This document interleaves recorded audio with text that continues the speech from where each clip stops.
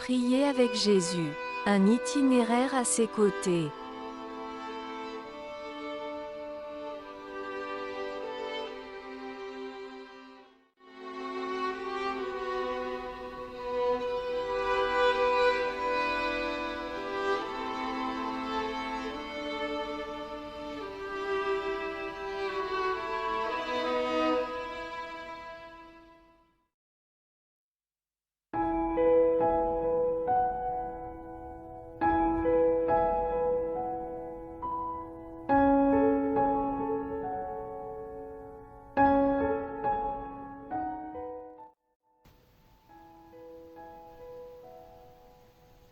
Bonjour à tous. Nous sommes aujourd'hui au jour 6 de notre cheminement. Le thème de ce matin, les montagnes. Quand il l'eut renvoyé, il s'en alla sur la montagne pour prier, nous dit Marc, chapitre 6, le verset 46. Si vous avez eu la chance de grimper un des montagnes de notre belle île, surtout celles qui se situent sur le littoral, vous avez certainement dû apprécier la beauté du paysage qui se présente devant vous. D'un côté, les verdures des plaines à l'intérieur et de l'autre, le bleu turquoise de la mer qui nous entoure. Le chemin que vous avez emprunté pour arriver au sommet vous a aussi émerveillé par les choses merveilleuses que vous avez vues. Nous pouvons le dire, le spectacle gratuit qui s'offre à nous est incomparable. C'est tellement magnifique que vous avez parfois envie d'y rester ou d'y retourner très vite. Jésus s'en alla sur la montagne pour prier.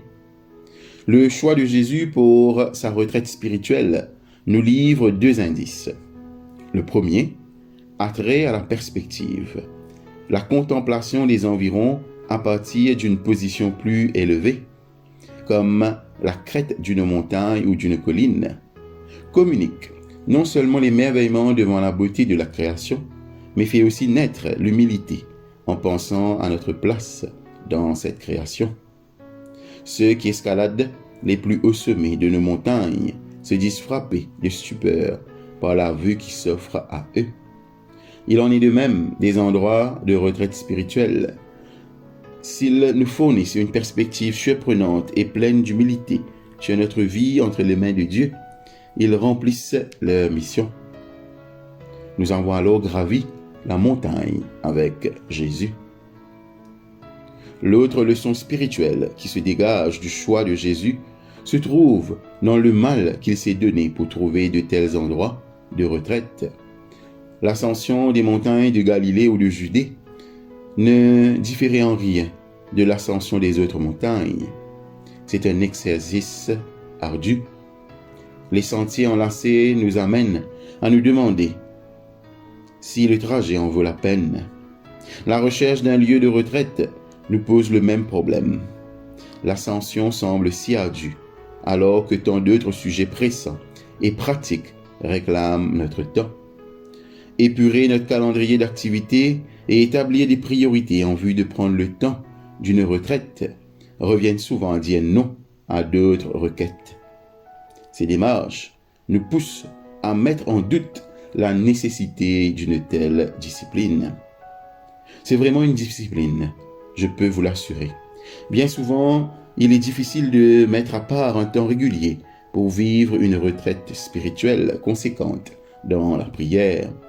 Parce qu'il est si facile de s'occuper de choses dévoreuses de temps, et je sais qu'il en va de même pour vous. Nous avons été élevés afin de devenir des activistes dans le domaine de la foi, pour toutes sortes de bonnes raisons. Mais l'action sans réflexion nous épuise et nous laisse avec une perspective pas plus large ni plus haute que les colonnes, de plus en plus chargées de dates, de réunions et de rendez-vous qui remplissent nos agendas et nos ordinateurs. Dans les moments où nous sommes très affairés, la tentation consiste à aller de l'avant. La prière et le renouvellement spirituel attendront que nous ayons le temps. Repousser un temps de retraite semble souvent la chose la plus simple à faire, mais c'est aussi la plus exténuante.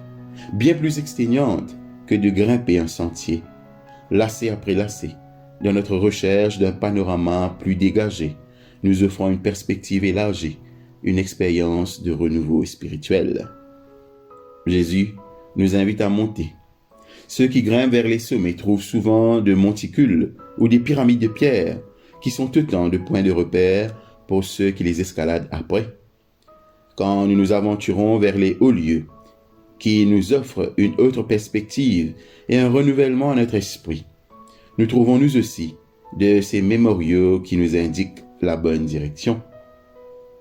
Marc 6, au verset 46, en est un. Lors de notre ascension spirituelle, aussi difficile qu'elle soit, nous constatons que Jésus l'a fait avant nous. La présence du Christ ouvre nos yeux sur le panorama que nous découvririons au sommet. Prions. Dieu saint, attire-moi vers ces hauts lieux, d'où le panorama me permet de voir les sentiers et les croisements de la vie tels qu'ils sont et tels qu'ils peuvent être avec toi. Conduis-moi vers ces lieux élevés et accompagne-moi lorsque je redescends dans la vallée pour te servir et servir mes semblables. En Jésus-Christ, ton Fils. Amen. Votre exercice spirituel pour ce matin. Montez sur un lieu élevé, d'où vous avez une vue étendue. La fenêtre du deuxième étage, une colline ou tout autre sommet qui vous donne une vue panoramique. Regardez dans toutes les directions et observez les signes de vie au-dessous de vous. Imaginez-vous ensuite en train de regarder les événements de votre vie et vos relations avec une vision aussi claire et aussi globale. Où voyez-vous Dieu dans votre vie? Où aspirez-vous à voir Dieu dans votre vie? Confiez vos pensées à votre journal. Priez pour que la présence de Dieu vous accompagne dans votre cheminement.